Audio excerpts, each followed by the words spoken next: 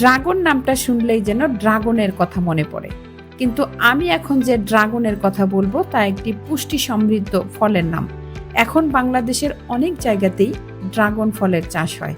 Dragon ফলের বিভিন্ন colour মানুষকে আরো বেশি আকর্ষণীয় করে রেখেছে। তো আসুন জেনে নেই ড্রাগন ফলের গুণাগুণ সম্পর্কে। বিটা ক্যারোটিন সমৃদ্ধ ফলটি নিয়মিত খেলে দৃষ্টিশক্তি ভালো থাকে ও ছানি পড়ার ঝুঁকি কমে। ফাইবার থাকার পাশাপাশি ড্রাগন ফল হাইড্রেশনের একটি উৎস, উভয়ই কোষ্ঠকাঠিন্য দূর করতে এবং হজমে সহায়তা করে। ড্রাগন ফল ফ্যাট বা চর্বি জাতীয় উপাদান নেই, ফলে নিশ্চিন্তে ডায়েট লিস্টে রাখতে পারেন ড্রাগন ফল।